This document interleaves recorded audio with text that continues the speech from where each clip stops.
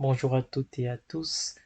Nous arrivons donc au thème de notre premier chapitre intitulé Les concepts de base du cours d'initiation à la programmation en Python. Pour ceux qui nous rejoignent actuellement, sachez que vous avez les cours précédents sur notre chaîne YouTube qui s'appelle French Tech Academy. Je vous invite à aller faire un tour et de vous abonner. Pour cette dernière session de présentation, nous allons voir deux concepts importants en Python, à savoir comment obtenir le quotient et comment calculer le reste d'une division. Sans oublier que nous aurons à la fin de ce chapitre le quiz qui n'est rien d'autre qu'une évaluation qui nous permet de vérifier l'ensemble des notions qui ont été abordées durant ce premier chapitre. Qu'est-ce que le quotient? Le quotient n'est rien d'autre que le résultat d'une opération entre d'une part le dividende et d'autre part le diviseur. Il faut savoir que il existe en Python deux types de division, une division entière et une division relative.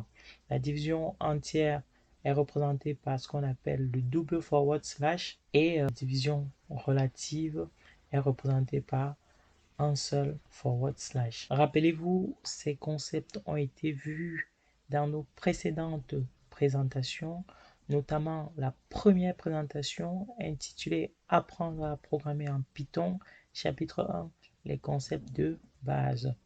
Avant de passer au deuxième concept, on va voir une remarque. Il faut savoir que le résultat de la division entière entre deux nombres décimaux n'est rien d'autre qu'un nombre décimal, ce qui semble logique.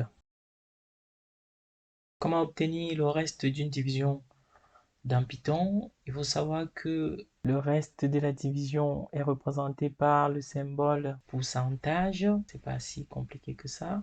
Vous avez ici quelques exemples.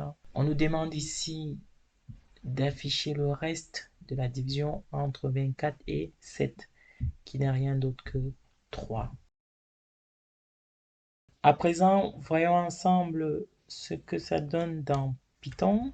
J'ouvre mon interface Python, hein, tout simplement. On va commencer par calculer le quotient de la division entre 20 et 6. On va rédiger print, comme d'habitude. Print 20, double forward slash, ça c'est la division entière.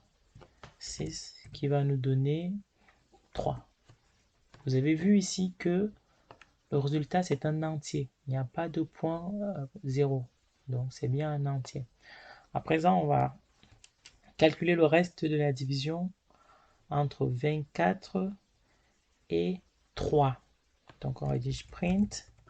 Print, vous savez tous, ça permet d'afficher à l'écran 24 pourcentage 7. Je ferme la parenthèse et appuie entrée. Je vais avoir 3. Voilà. 3, pourquoi? Parce que 3, n'est rien d'autre que le reste de la division entre 24 et 7. Et pareil, le reste de la division entre 4,75